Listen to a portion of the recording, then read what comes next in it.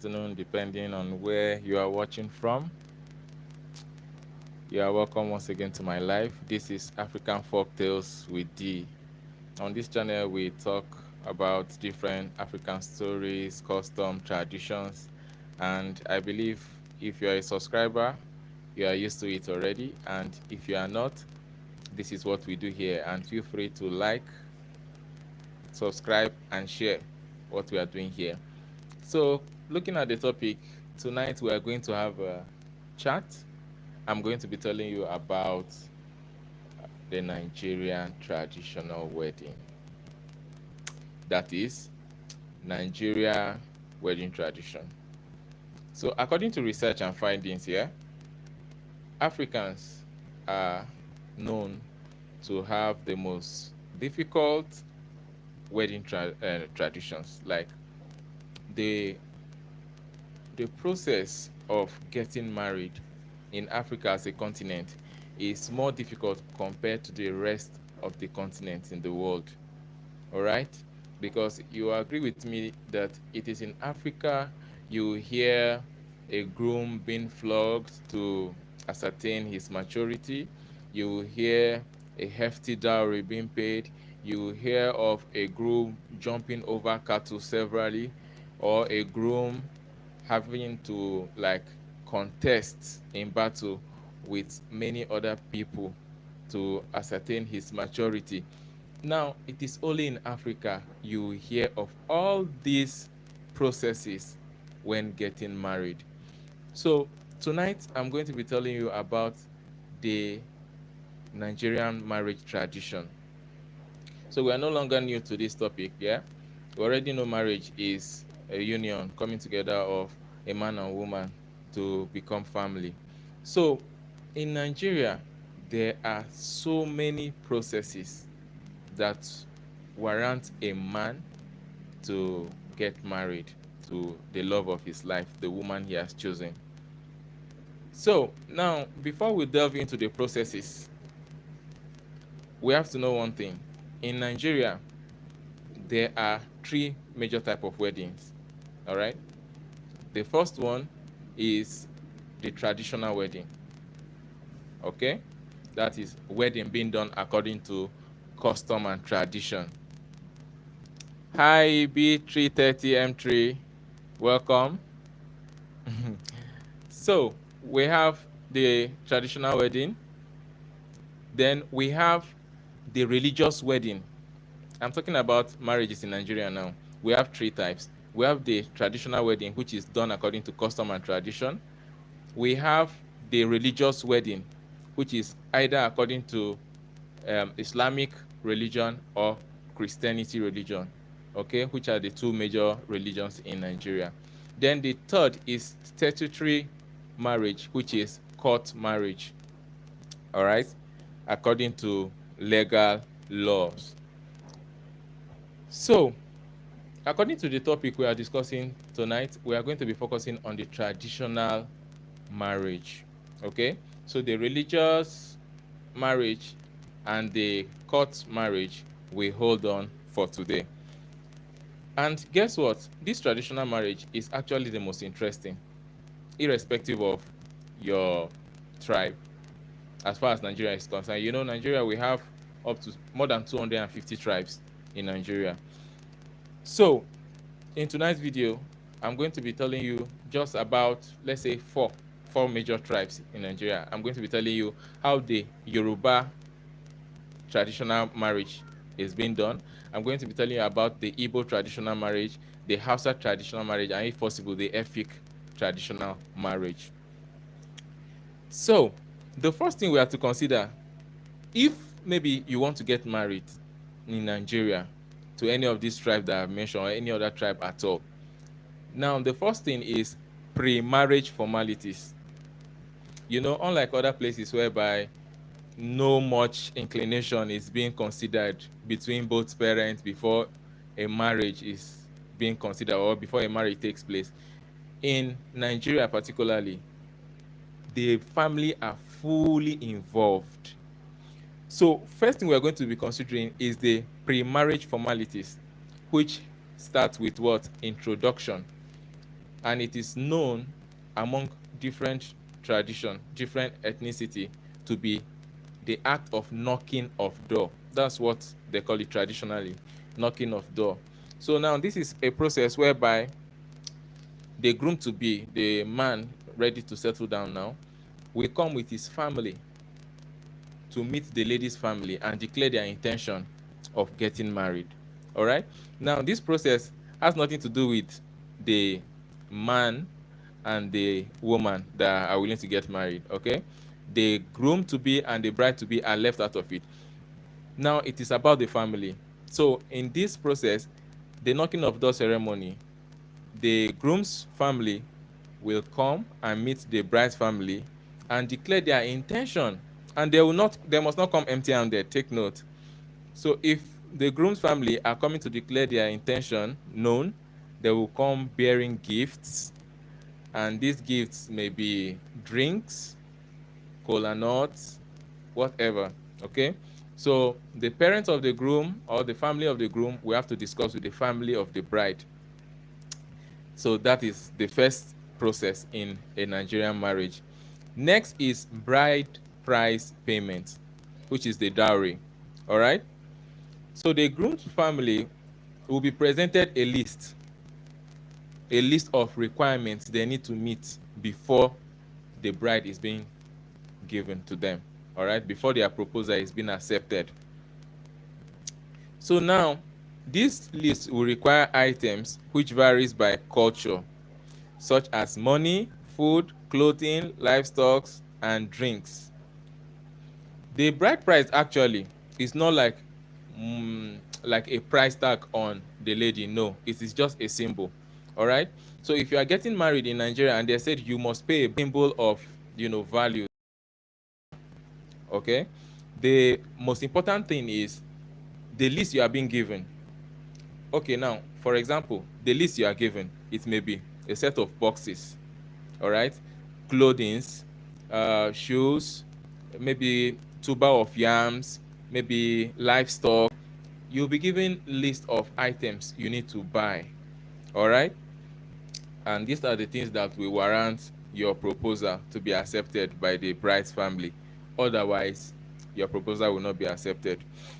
So in most cases, the bride price can just be few naira. Okay. There are some people, some tribes like the Igala tribe that I know of. They may even tell you that their bride price is just 50 naira. Okay. And 50 naira is a very little money. Reason being that it is just a symbol. Now, most families try to make the bride price as little as possible, such that if by any chance you end up maltreating their daughter, they will gently return your bride price and take back their daughter. Okay. So this is where the importance of culture comes in place. So if you do it traditionally with both families in the know of the marriage, you don't abuse each other. All right. You don't have any liberal right to say, okay, you will beat your wife. No. The family will come in and say, no, this is not why we give you our daughter. And before giving you our daughter, you promise to treat her well. Okay. So beating her is not part of our agreement. So you must meet the bride price list, the dowry, before your proposal is being accepted. So after that is done, now we'll go into the ethnic variation. That is the knocking of the door, which is the introduction, and the dowry payment. It is a must across all tribes. There is no tribe in Nigeria that don't do that. All right. It may not be monetary, but they actually do it in all tribes. But where the variation comes into place is where we are going now. And I'm going to, just as I said earlier, I'm going to be telling you according to tribes. So first on the list, we are going to start with the Yoruba tribe. How do the Yoruba do their wedding rite, their traditional wedding rite? So the Yoruba tribe, I love the Yoruba tribe because they are very, very, very, very, very respectful. You can ask anybody, you can ask any Nigerian friend you have. The Yorubas are very respectful, okay? And they tend to show this display during their wedding ceremony. Let me tell you a story. I have a Yoruba friend. He's getting married, and I went there as a guest now, as a guest, wearing my white native, my white agbada. And to my greatest surprise, after handing over of the kola nut and whatever, so they said we should appreciate the bride family by prostrating on the floor, like lying down to like appreciate them for giving us bride. I was like, what? Like how? I was kind of surprised though. I was like, to prostrate with my white apparel, I should lie on the floor. So that is symbolic with the Yoruba tribe. Okay. If you are getting married, you must prostrate. All right. So let's look at it here. The groom and his family prostrate before the bride's family as a sign of respect. That is a must. That is a must. You can ask any Yoruba friend around you. So, irrespective of what your uncle is wearing, your aunt is wearing, whatever you are wearing, it's your day, you are wearing a very fancy dress, you must prostrate.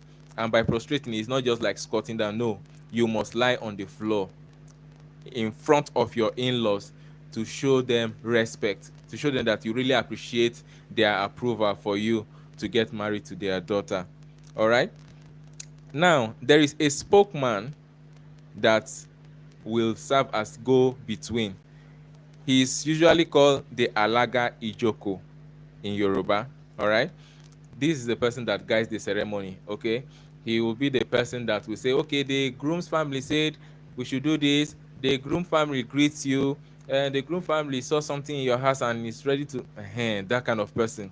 And he's also the one to like give feedback to the groom family on whatever the bride's family said. Then the bride price is being paid, and the bride symbolically chooses the groom. Yeah, this also happened in the Yoruba tradition, such that after the dowry payment and the sign of respect, the show of respect by prostrating, the bride will now show the whole people present who her groom is. Okay, this can be done with either dancing or whatever form, but the bride must choose who in particular she is getting married to and show it to the congregation. Then next, the bride and the groom change into colorful traditional attire, often ashoke. Now, there is a particular Yoruba attire called ashoke. It's very beautiful, it's very colorful, and it is usually worn and adorned on wedding days. All right. So, after the approval of the union by both parents, the bride to be and the groom to be will wear their traditional outfits, their ashoke, and dance, dance, and dance. So the couple and the family celebrate with music, dance, and food. You see that food aspect? Leave it for the Yorubas. There is this particular delicacy they call amala and ewedu and begiri. If you taste it, trust me, at the first test, you will love it. All right. It may not look pleasing to the eyes. Like to me personally, when I first tested it, it doesn't look nice to me. But when I tasted it, it was so delicious. Amala and ewedu. Ask anybody and try it someday. Okay? So food is not left out in Nigeria traditional marriages. In fact, food is one of the top priorities. Okay? Likewise, music, dance, and everything. And the Yorubas know how to celebrate very well. So you can't take that from them. So as simple as that, that is how the Yoruba traditional marriage rite is being done. So next, let's look at the Igbo traditional marriage. Igbo kwenu. Yeah, those ones, they are the odrogus. They know how to do things. They have doings, all right? So the marriage process in the Igbo tribe, that's the southeast Nigeria, it begins with what we call ikwaka, that is the knocking of the door. When the groom's family formally asks for the bride's hand, and this is actually, just as I said earlier, is common in all tribes. So the knocking of door is also being done by the Igbo tribe. After that, the dowry payment, the bride price, is paid in ceremony called imego. All right. So the imego is also another process in the traditional marriage where the dowry is being paid. All right. And you know what the dowry is, just as I said, it must not necessarily be money. Okay, it's list of items that you must buy before your proposal is being accepted by the bride's family. Highlight carrying is wine carrying ceremony. Yeah, now this is very unique with the Igbo tribe. I think the Igbo tribe is one of the tribe that does that I know here in Nigeria. There is what we call wine carrying after the bride price is being paid. Yeah. Now the wine carrying ceremony requires the bride to fill a cup with palm wine. All right. Now the groom will be hidden in the midst of the crowd. Like if the crowd are seated, the groom will be somewhere inside the crowd that the bride doesn't know. All right. She will be inside when they are dressing her up. The groom will be hidden among the crowd. So after the dowry payment, the bride will now fill a cup with palm wine. Usually it's calabash, this calabash cup, all right, because it's traditional. So it is their culture, it is a right, the customary right, that she will choose, just like in the Yoruba tribe where you have to show us your groom. Now, in this case, the bride will now take that drink to her husband to be, the groom, among the crowd. We don't know him, so try and show us who your husband to be is. So in this case, she's not going to like just take it straight to him. No, she will be dancing in the Igbo cultural way, and will be searching with her eyes. God help her if she sees him on time. If not, she will keep dancing and searching until she sights her groom to be in the crowd. And then she will dance to where he is, be on her knees, and then present him the drink as in form of offering him food. All right. So the groom on his own part will accept the drink from her and will drink it. Okay, in this case, he will drink it. He will drink it. It is expected of him to drink it all right. But in a situation whereby he is not maybe the type of person that likes drinking palm wine or stuff like that, he can drink it and then pour the rest, because the cup needed to be empty, because after emptying the cup he is going to put money in it as a sign of appreciation. Now this symbolizes the bride taking care of her husband to be, that's in marriage. Now she's going to be feeding him, and in return he is going to be providing for her to take care of him. That is, he's going to be buying the food, she's going to be cooking the food and feeding him. So that's just what that right is trying to portray. So after she presented him the drink, the palm wine, he will drink it and then put money in the cup and hand it over to her.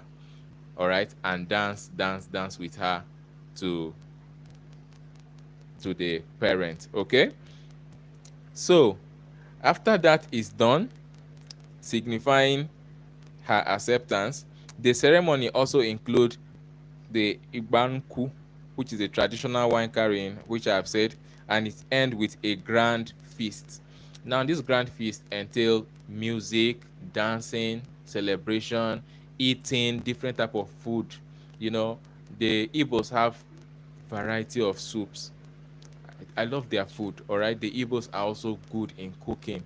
So we have the abacha, we have the ofaku, we have akpu, we have ofensala, and so many soup, you know. So the Igbos are good at that. So after the whole celebration, dancing and eating is what ends the Igbo traditional marriage. So thirdly, let's move to the Hausa Fulani traditional marriage rite. Now, this is an interesting one. This is an interesting one. The Hausa Fulani traditional marriage rite also begins with the groom's family negotiating the bride price known as sadaki. All right. So the sadaki have to be paid. Okay. And this, before this is done, you know, as usual, knocking of door must take place. Now, Then the bride price, the sadaki, is being discussed and agreed by both parents. And it will interest you to know that the Hausa bride price, that's the dowry, is the least in Nigeria. All right, because they don't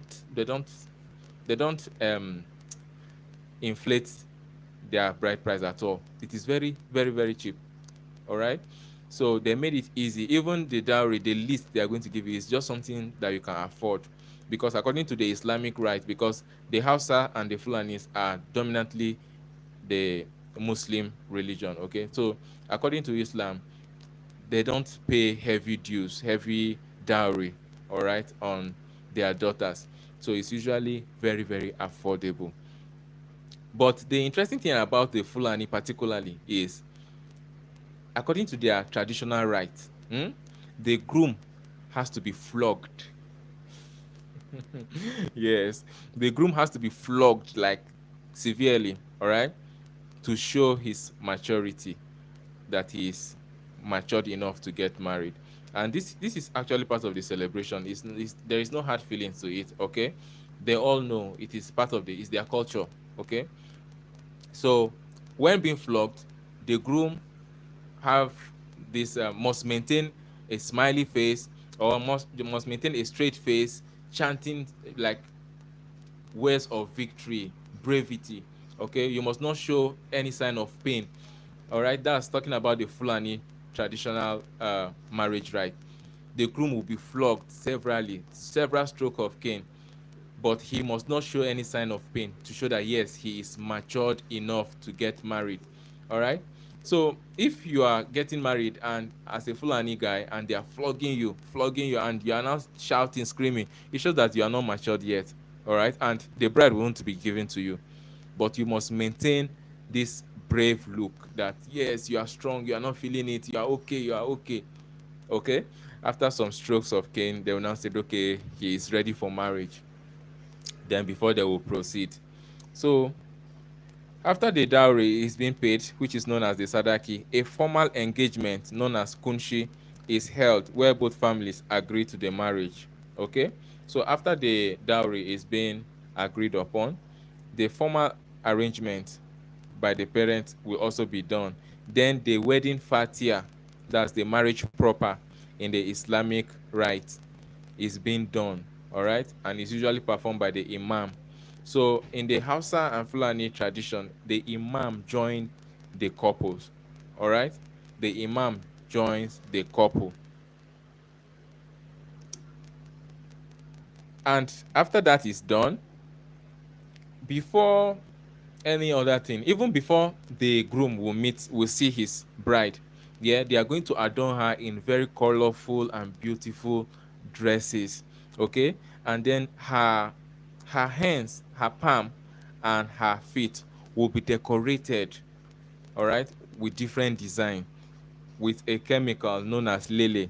All right, so it usually makes them look beautiful. After the order of the Indians, the way the Indians normally decorate themselves with all the flower, all the design on their hands and legs, that's how the Hausa Fulani normally do theirs. So they will make sure they design and decorate, paint the ladies' feet and palms. All right, and then followed by grand reception, the music, the dancing, the food, everything in place. Okay, so that is how the Hausa Fulani traditional wedding is being done. And then let's look at the Efik traditional wedding.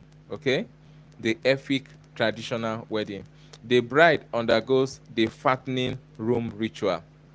You remember our last life, we talked about some of the strange and weird culture that we have in Africa. This is one of it, bride fattening.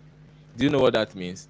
In this process, before the lady is being given out for marriage, once she attained maturity, like the age of 16, 17, 18, all right, she will undergo the fattening ritual, where the bride will be locked in a room, like she will be kept in a room for some weeks, sometimes months, and she will be fed with different type of food, fattening food, okay, so that she will become fat and plumpy. So the Efik tribe of Nigeria practiced that very well. So before the marriage, the traditional marriage rite, the bride to be is being kept in a separate room, and the fattening room ritual is being done. She will be fed with different type of food, all right, to ensure that she is fat and suitable for marriage. Okay, to show that she is ready for marriage. So after this ritual, this fattening ritual is being done, she wears elaborate attires with beaded crown on the wedding day. Now, this is it. If she is not fat, this attire that she's going to wear on the wedding day will not look good on her. All right. So that is where the fattening ritual comes in, because the Efik people, the Efik tribe of Nigeria, has this particular kind of attire they do wear on their wedding day. All right. It's usually bogus. It's very big.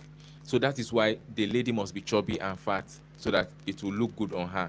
And then she will wear a crown made of bead, all right, on her wedding day.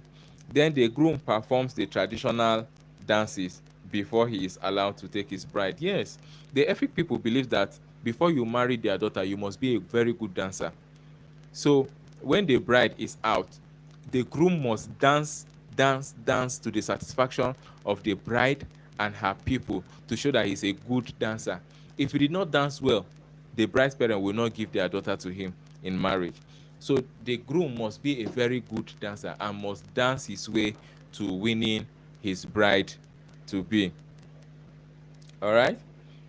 So with that in place, the dowry payment is done, the normal traditional rites is done. Okay. And what I've been saying that traditional rite, the traditional rite is usually symbolized with the presentation of kola nut. I don't know if I've mentioned it in the video. It has to be with handing over of kola nut. Okay, you must present a kola nut as the groom. You must bring like 2 bowl filled with kola nut. 1 bowl will be given to the lady. The lady will present it to her father. That's the person representing her father, because parents don't stand in the gap during their children's wedding. So it's usually an uncle that will stand as the father, and aunt will stand as the mother. Okay, so the lady will present the kola nut that has been brought by the groom to her father, that this is the kola nut that they have brought on my behalf. They want to get married to me. Accept it. So now she's trying to say that, okay, this is my proposal. Are you accepting their proposal? Are you accepting their gift, their dowry, so that they will take me?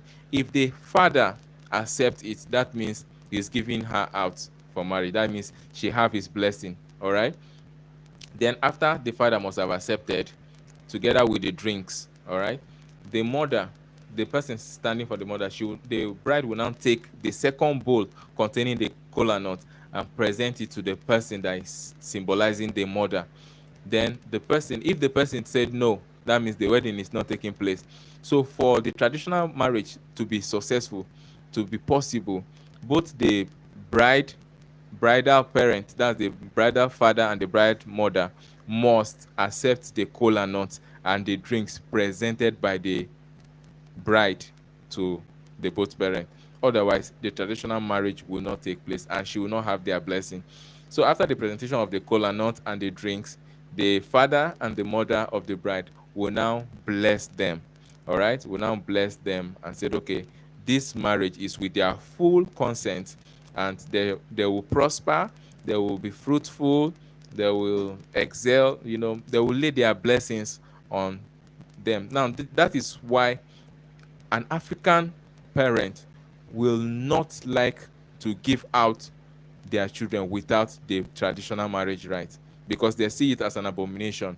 Okay, there is no blessing from both parents. So maybe getting married or maybe giving birth to children outside wedlock is a taboo according to the African tradition. Okay, so they believe that the right thing has to be done traditionally before a bride is being taken from a family. Hope you understand. So that is how the traditional rite is being done. Presentation of kola nuts and drinks to the both parents of the bride. So after that is being done, the wedding festivities and music. Now, when we talk about the festivities, all right, we talk this that what type of music do they play in a traditional in the Nigeria traditional wedding? Now, these are usually drums. Okay, in a traditional wedding, you don't play foreign song, you don't play hip hop, you don't play jazz, you don't play any of those songs, you don't even play gospel. All right, you strictly play drums. All right, or live band. All right, or traditional flute. Okay, those are the kind of music, the ogene and the rest of it. Those are the kind of music that is being played in a typical Nigerian traditional marriage. Okay, then cultural dances is what is expected. All right, cultural food. Don't come and bring fried rice and chicken. No, it's traditional food. All right, the ethnic food of that tribe. That's what is being prepared. The dance is the cultural dance of that locality that is being done. All right, so you don't expect to see one kind of hip hop dance or one kind of hip hop song or one kind of fancy international cuisine in a traditional wedding. No, it's not done. All right, the bride family will not even accept. All right, so everything has to be traditional. They're talking about the attire. What type of dress? You don't wear English dress to a Nigeria wedding, Nigeria traditional wedding. All right, you wear headpiece, traditional cap, ankara, ashike, agbada. Those are the kind of traditional wears you are expected to be wearing on those days. All right. Then talking about the food and drinks, I've already said it. It's local delicacies, no international cuisines, no foreign food. All right. Even if it's going to be jollof rice, it's going to be traditional jollof rice, like the normal Nigerian jollof rice. Okay, where they use firewood, pounded yam, egusi soup, amala, ewedu. Those are the kind of food that you see in a typical Nigerian traditional wedding. Okay, so let's talk about post-marriage custom.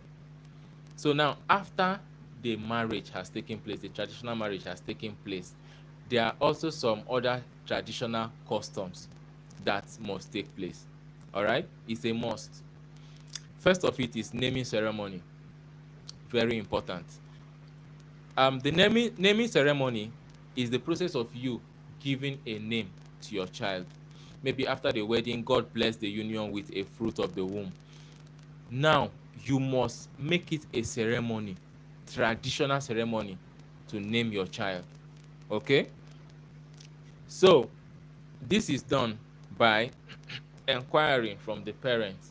You know, there are some parents that will want your child to carry the name of the great grandparent or the name of a grandparent just for some weird reason. You know, hope you understand. So this process is very significant. Okay, because to so many traditional culture, they believe that at birth, whatever name you call the child follows the child. All right, so it is very, very necessary to give the child a befitting name. Wow, Okotimarilo, I can see you. Portuguese. Wow, welcome on board. So we are talking about Nigerian weddings today. So you must give your child a befitting name, and that must come from your parents most of the time.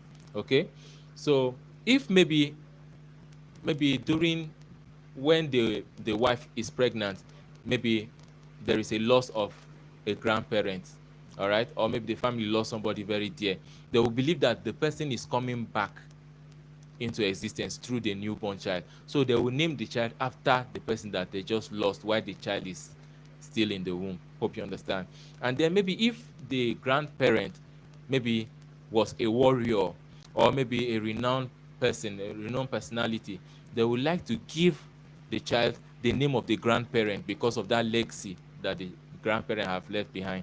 Hope you understand. So that's why we have so many people bearing the name their grandparent must have bear. all right, the name of their parent, all right. You see a father maybe Uchenna, all right. Then the son will now be Uchenna Junior. Hope you understand. So the son's name will be something like Uchenna O Uchenna or Uchenna C Uchenna. Hope you understand. So that is just, if you check Nigerian names, you will see stuff like that. All right. You see maybe like Chukwuemeka A Chukwuemeka. Hope you understand.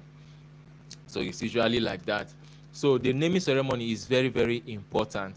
Okay, and it comes with its own rights, killing of fowl, doing this and that. Okay.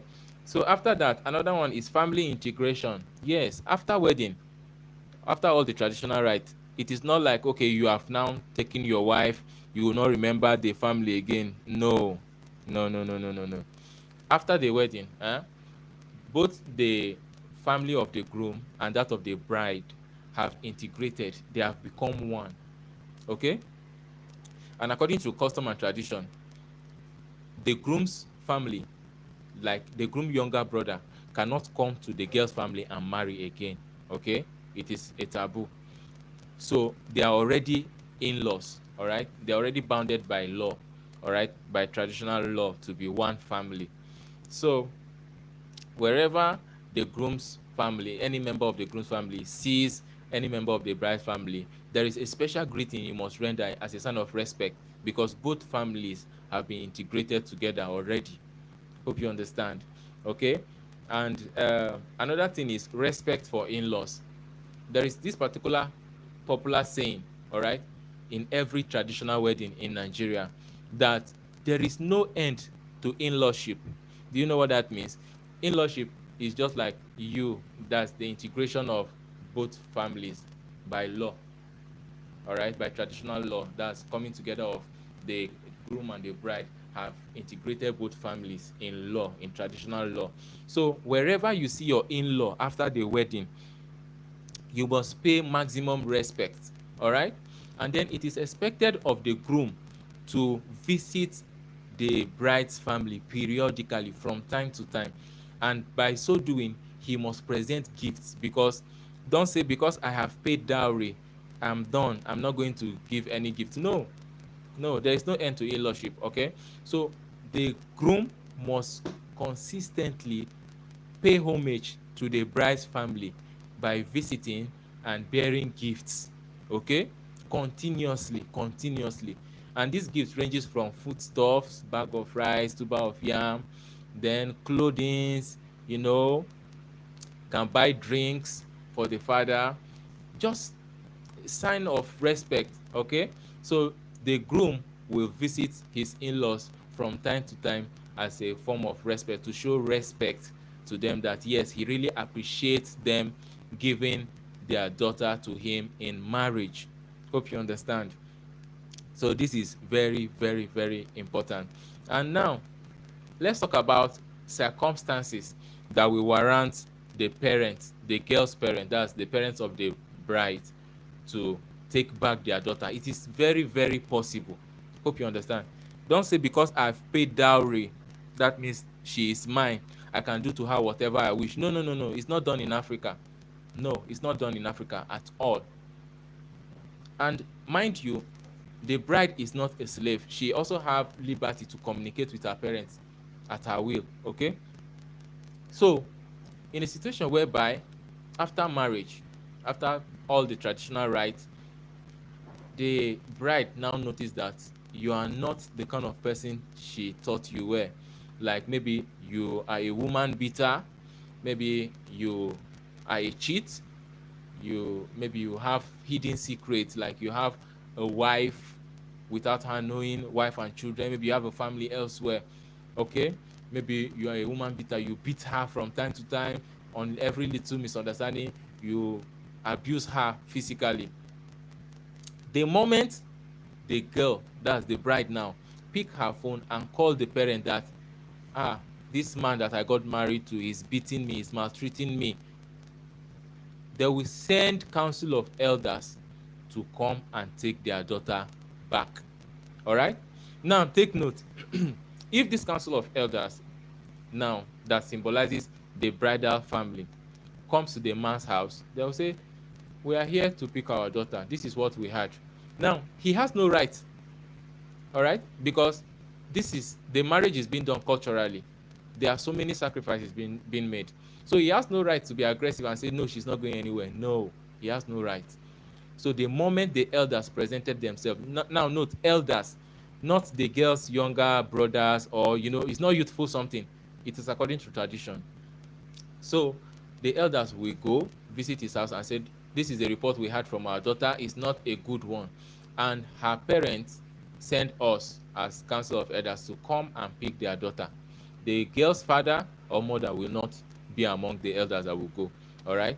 Those that stand as the girl's parents are the ones, together with other elders, uncles, aunts, like 4 or 5 person, will now visit the man's house and pick their daughter. Now, take note. The message they will take to him is, we are here to pick our daughter. Now, every wise groom, every wise African man will not let them, but not forcefully. All right? If maybe it is a misunderstanding between you and your wife, and it did not go down well with her, and she reported you to her family, and they have sent delegates to come and take their daughter back, what you will do is to prostrate to them and say, my in-laws, you are welcome. I'm very sorry, and it's just a misunderstanding. Please bear with me. We have already settled our differences. Hope you understand. You plead with them. All right? You plead with them, and after pleading, you must bring your wife. Your wife will have to come to the elders and affirm that the issue has been resolved. There is no need of taking her back. Hope you understand. Then he will present kola nut, gin to the elders, all right, and other gifts. Hope you understand. Treat them well, feed them, give them money, and then send them message, either monetary or gifts. You can buy them food stuff or whatever, and say, this is for the girl's parents. That's, you are apologizing for even the information that got to them. Hope you see, it's a lot of work. So you, as the man now, you will not like to undergo, because it will cost you a lot. You will not like to undergo this stress of saying you are apologizing. So you dare not lift your hand to beat your wife. You dare not cheat on your wife. Else, you are going to undergo all this process of appealing, spending money to buy kola nut, spending money to buy gift for the parent, spending money to buy gift for the elders that come to take their daughter. Hope you understand. So that is if you realize your mistake and you don't want them to take her. All right. But if you are still not okay by what their daughter have done, and you remain silent, let them take their daughter. Or maybe it happens that maybe you are not home, and then they came, and the wife maybe is still in tears, or she's still mourning, she's still in sober mood, crying from the maltreatment that you gave her. They will take their daughter in your absence, and then leave a message that whenever you return, come to the village and explain what happened. Hope you understand. So the worst part of it is, in your presence, if you are around and you allow them to take their daughter. Now, this is what it will take.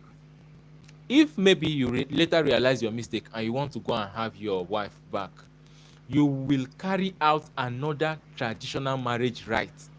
All right? In some culture, in some tribes, you will present a live goat, male goat, all right? Or cock. Some will ask you to present 2 cock, live cock, that will be killed to appease the family, all right? To appease the family, all right? Then you will also buy drinks.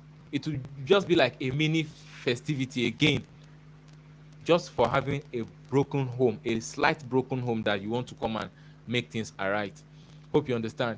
So now, to avoid all these processes, you see that no African man will like to get married and within some months will now come and be doing this festivity simply because he cheated on his wife or because he beat his wife. Hope you understand.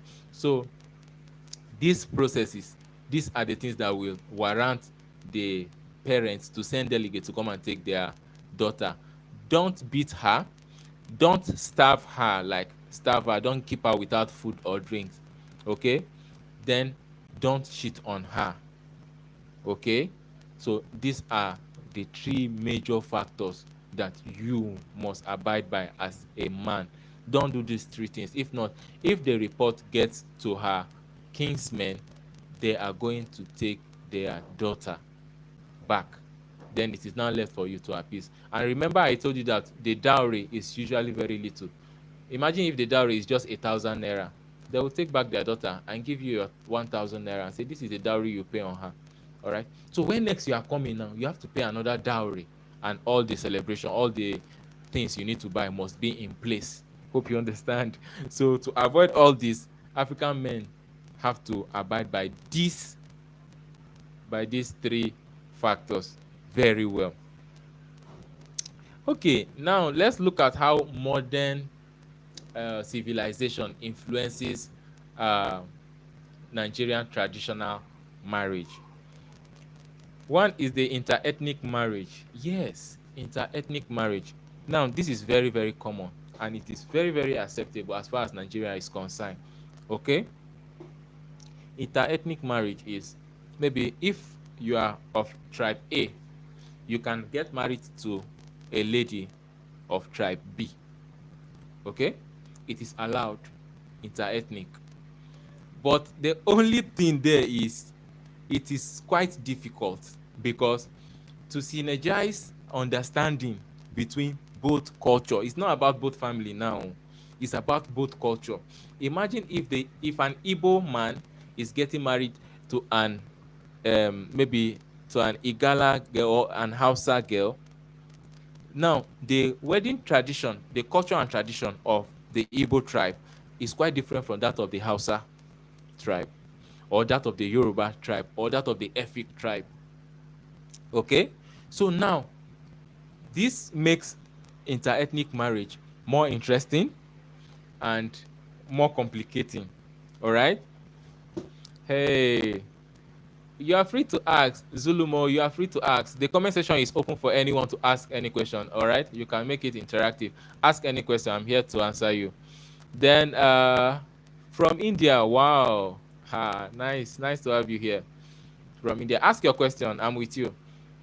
So now, if the Igbo man is now coming with his people to get married to a Hausa lady, now the Hausa lady or the Fulani lady must understand that this is an Igbo man and he's not going to be flogged. He's not going to accept being flogged like a typical Fulani man will. All right. If a Hausa lady is getting married to a Fulani man, like if a Fulani lady is getting married to a Fulani man within the same tribe now, the man knows that he's going to be flogged. It's normal. It's part of the traditional wedding rite, all right, to show his maturity. But if it is an Igbo man coming to marry a Fulani man, a Fulani woman, he's not going to be flogged. He's not going to accept that because it's not part of his tradition. Okay, so this makes it a bit difficult for the both family to come into understanding, come to the understanding that okay, this is your culture, I respect that. This is my culture, I expect you to respect that. Hope you understand. So that is just it. Then another thing that makes it complex is like the Fulani woman now, they don't accept much as a dowry, all right? But the Igbo man gives much. Hope you understand. So it's going to be like it's going to be conflicting, because an average Fulani girl is doing it according to the Islamic rites that dowry must not be heavily paid. All right. Mark Morin vibes. Thanks very much. I can see you. Thanks. So now, if it's going to be interethnic, it's have to be with lot of understanding. All right. Then another thing is the delicacies. All right. If you are marrying a Fulani girl, now you will be seeing dambu, fura de nono, and their kind of rice. It's not something that the average Igbo man can eat, to be honest. All right. Then if the Igbo decided to prepare abacha, akpu, with all their onugbu soup and the rest of it, an average Fulani community or Fulani family don't know how to eat this. All right. So the food during the traditional marriage will be conflicting. So there must be understanding between those the two parties, that you prepare your delicacy, my people will prepare their delicacy, then we'll meet together. Then you eat what you know how to eat. All right. So that is how civilization. Because do you know that in the time past, interethnic marriage is not allowed in Nigeria? Yes, yes. It's civilization that brought about interethnic marriage. Oh. In the time past, our parents, you marry your tribe, especially like the Fulani tribe now, the Hausas, they marry their cousins. Yes, they marry their cousins. Even till date, some marry their cousins. It is allowed within the same family. You must not marry your biological sister, but if it is a cousin, a distant cousin, it is allowed, just to like create a family bond, all right, to grow the family. So likewise, in the past, interethnic marriage is not even allowed in Nigeria. So you marry from your tribe, because the understanding of having to tolerate this person's tribe, this person's culture is not there. Okay. So, but with civilization now, we have lot and lot of interethnic marriage, and trust me, understanding is very much there. There is lot of understanding, and the marriages are very solid. There is peace in it. All right. There is peace in such marriages. So civilization, modern civilization, has helped to give rise to interethnic marriage, all right, in Nigeria. And you know, there is this thing we normally do after graduation. If you attend the university, all right, you serve National Youth Service Corps. So as you are serving your fatherland, as maybe if you are an Igbo man, you will be posted to the north to go and serve in Hausa land. If you are a Hausa man, you'll be posted to maybe the east to go and serve in Igbo land. If you are a Yoruba lady, you'll be posted to maybe to the south to go and serve. So you'll be posted to different places. By so doing, you learn different culture after graduation in school. You learn different culture, and trust me, so many people find their life partner during this period. All right.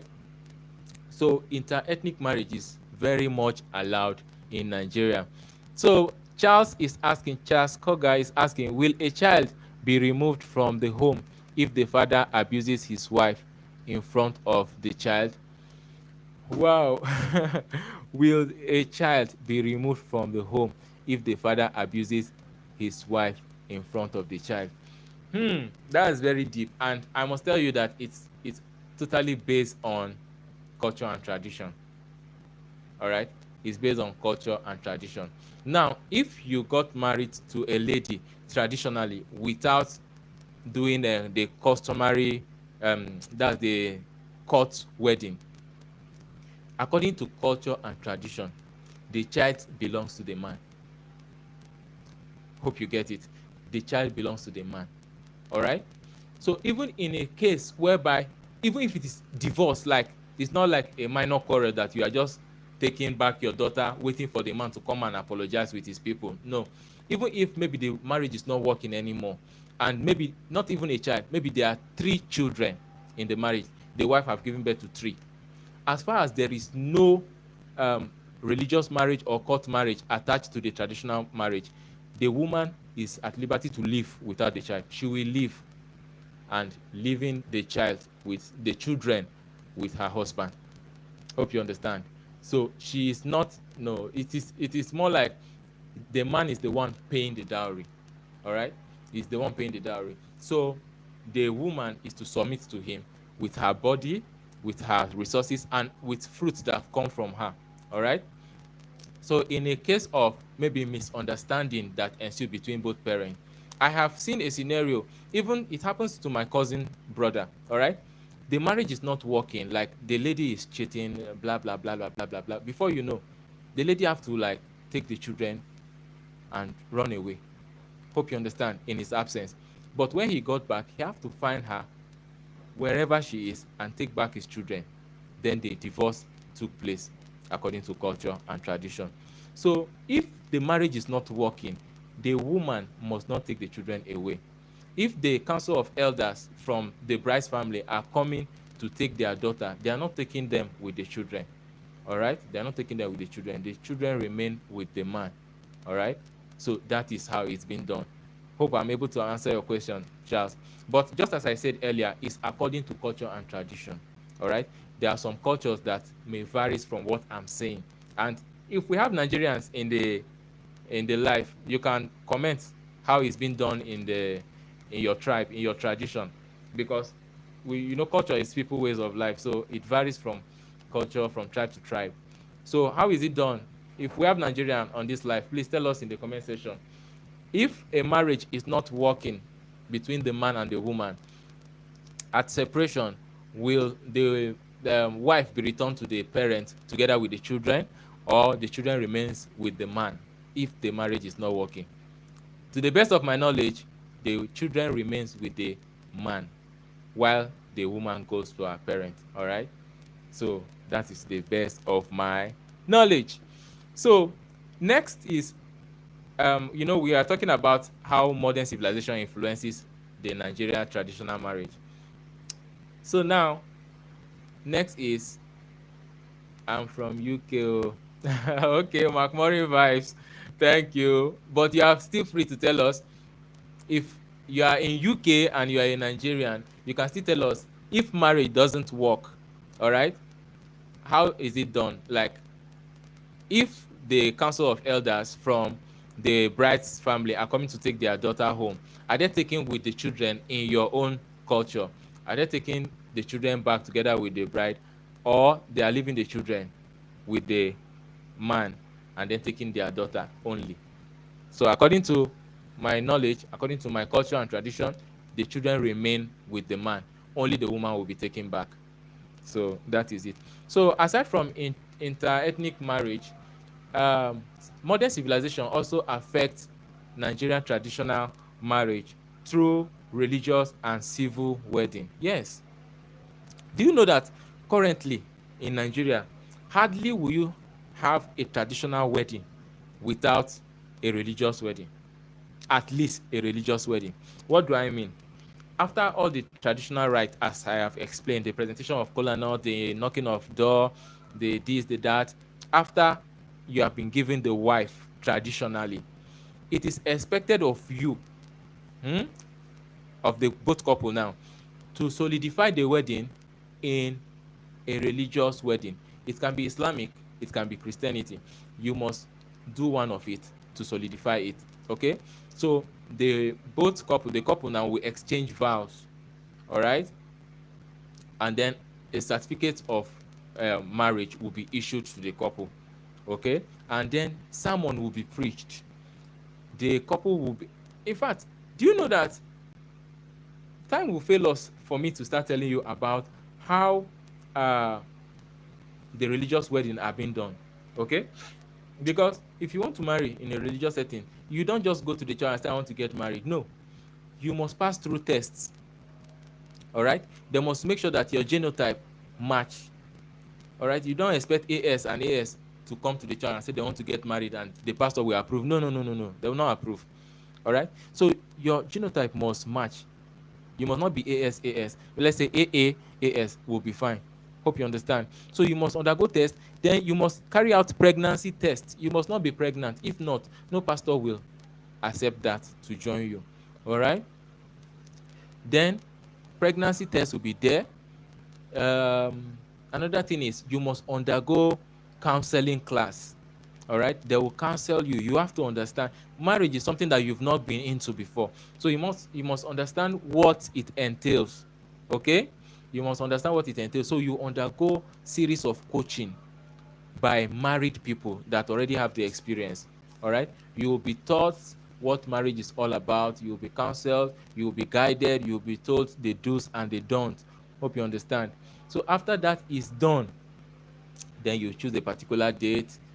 The marriage rite will take place. And before God and man, both couple will stand and make a vow.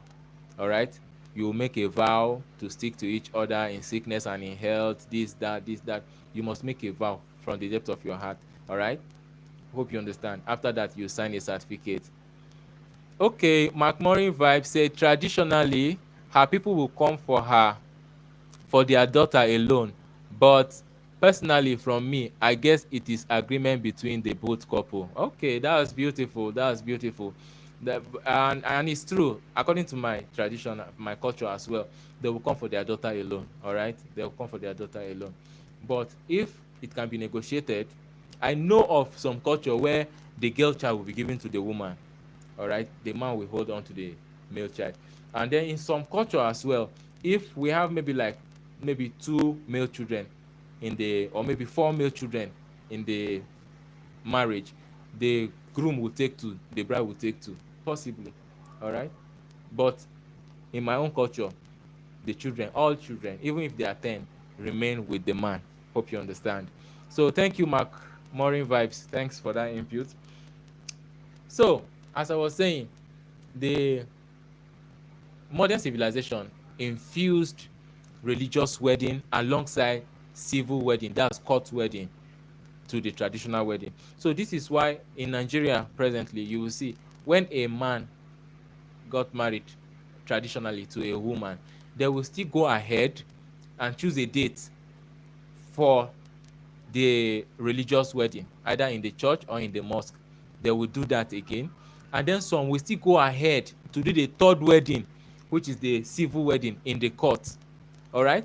Now, the reason why court wedding is very important is because of infidelity or divorce. You know, the man cannot just wake up one morning and say, hey, I'm getting divorced. No, you have to you have to fulfill some of the agreements you've signed for. All right. So this is all because of civilization, because I can remember my parents telling me of time past during the olden days. There is nothing like religious wedding. There is nothing like civil wedding. No court wedding, no church wedding, no mosque wedding, no whatever. It's just traditional. All right? It's just traditional. And once that is done, and then the both family have reached agreement, and then the wife, that's the bride, is being given to the groom. That is all. Celebrate and go home. And according to my parents, yeah, that you don't spend much when getting married. Do you know that presently in Nigeria, if you want to get married, you spend a fortune? I don't think 2 million naira is even enough. I don't think it's enough. Because from the list you will be given, the dowry alone, it will cost million. All right, then the wedding day, renting of this, renting of that, the canopy, the chairs, the cake design, the singers, the dancers, the blah blah blah, wedding gown, suit, the food that the people will eat. You know, it's usually gather crowd. You will feed them. Hope you understand. It usually costs a lot. So my parents were like, it wasn't like this in the olden days. In the olden days, with few calories, you are done. With few calories, all right? Back then, when Nigeria was even using pound shilling, you use it as simple as a pound, shilling, pound, sterling. You know, few of it, you are okay. But now in Nigeria, millions of naira, you still struggle. You still struggle upon that amount of money. You still struggle to make sure that yes, all this is covered. Why? Because you are doing so many weddings. All right, you are doing traditional, you are doing religious. Some are still doing civil. Hope you understand. So that is just the infusion of modern civilization in Nigerian traditional marriage. If not, as far as Nigerian traditional marriage is concerned, once the both parents of the couple have reached agreement and dowry is being paid, that is all. That is all. You don't need to pay anything. They will tell you that yes, we have officially given you our daughter and you have our blessing. That is all you need. That is all you need. So you don't need to spend a fortune simply because you want to raise a family. Okay, so that is what I think, that is where modern civilization has dealt with Nigerians really good. Hope you understand. Our parents keep reminding us that this is not so, this is not so, but as it is now, things have changed. I for one now, I cannot go to maybe the lady I want to marry to her parents and said, okay, I don't want to do this, I don't want to spend much, I just want to do. They may not understand with me, they may not even accept. Hope you understand. So that's the effect of modern civilization. They will say, when your elder sister got married, it was elaborate, it was this, it was that. So comparison will set in. And you have to do it as she wants, as your wife to be wants, because it's a big day. So Nigerians tend to spend more doing traditional wedding, religious wedding, and civil wedding all in one. All right. If not, typically, the Nigerian traditional marriage is very affordable. It's very cheap. All right. So don't be scared. If you are a foreigner and you have maybe a Nigerian girl that you want to get married to, feel free. We will accept you. There is no barrier. There is no discrimination. All right. Inter-ethnic marriage is allowed. All right. Feel free to marry whoever you want. All right. So another way, lastly, let me not keep you too long. Lastly, another way that modern civilization has affected our Nigerian traditional wedding is the introduction of white wedding gown. All right. It is quite funny to see that even in traditional marriages nowadays, you will see the lady trying to make sure that what she's wearing must look white. All right. Must be a white wedding gown in a traditional marriage. All right, must have a veil in a traditional marriage. This is all modern infusion. Back then it wasn't so. You are purely on your cultural attire with beads, you are good to go. No need of all the all the white stuff. In fact, there's no need for cake. Nowadays, if you want to come to traditional wedding in Nigeria, yeah, you will see cake, 3 step of cake, 3 layers. What for? In the olden days it wasn't so. And this cake, you hear amount like it will cost you 100,000 naira, 120,000. Hope you understand. In the traditional wedding nowadays, you will see exchanging of wedding rings. It's not done in a typical Nigeria traditional wedding. There is nothing like exchanging of wedding ring. There is nothing like wearing white wedding gown and veil. All right, there is nothing like wedding cake. It is done purely traditional. Breaking of kola nut.